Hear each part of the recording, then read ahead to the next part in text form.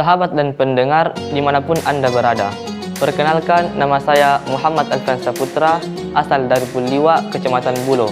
Santri Pondok Pesantren Syekh Hasan Yamani akan menyampaikan sebuah ceramah singkat yang berjudul Agar Kita Tidak Galau. Bismillahirrahmanirrahim. Assalamualaikum warahmatullahi wabarakatuh. Alhamdulillahilladzi arsala rasulahu bil huda wa dinil haqq liyuzhirahu 'ala ad-dini kulli wa kafa billahi syahida.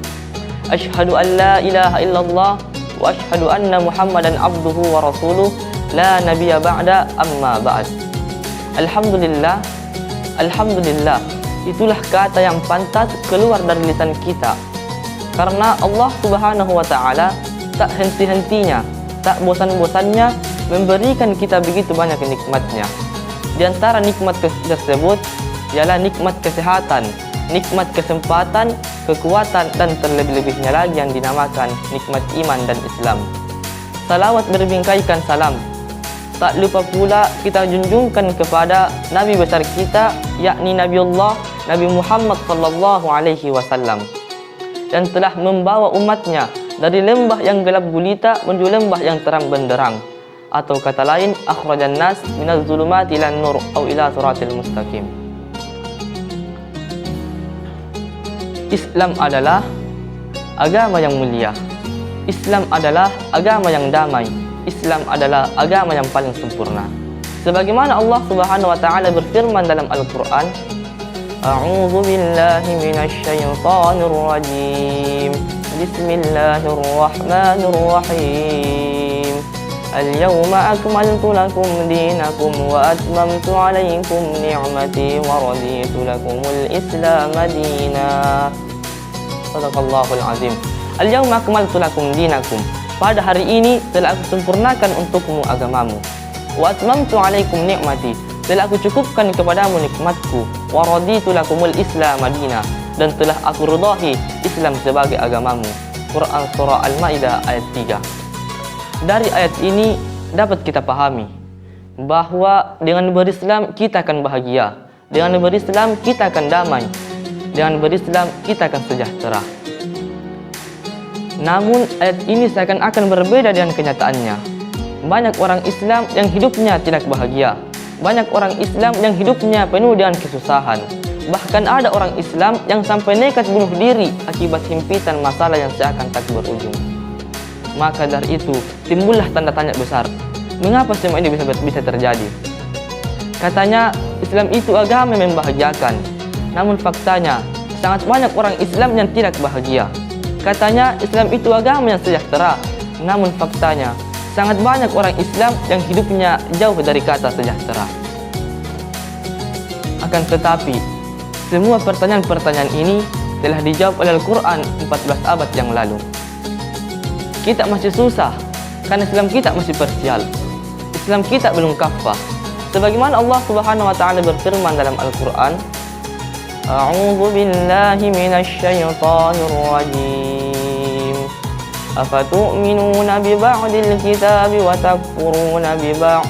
Fama jazaa'u man yaf'al dzalika minkum illa khizyun fil hayatid dunya. Wa yawmal qiyamati yuradduna ila ashaddil azab.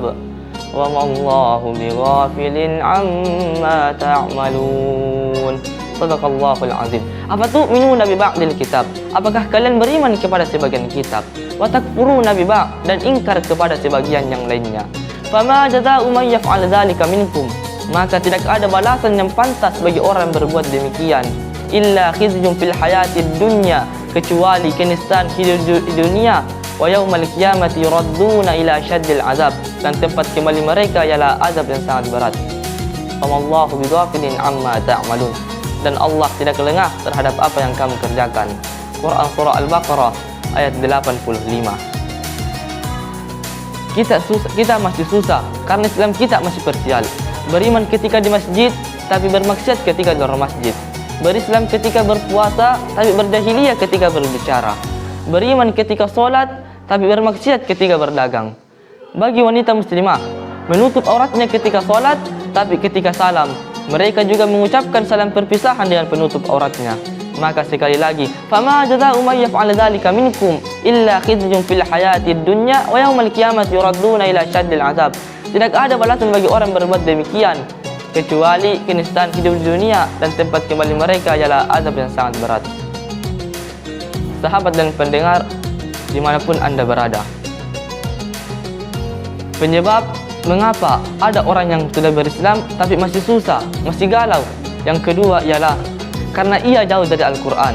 Sebagaimana Allah Subhanahu wa taala berfirman dalam Al-Quran, "Wa man a'rada an dzikri", barang siapa yang berpaling dari peringatanku, kata Allah, "fa inna lahu ma'isyatan dhanka wa nahsyuruhu yaumal qiyamati a'ma", maka kami akan mengumpulkan mereka pada hari kiamat dalam keadaan buta. Quran surah Thaha ayat 124.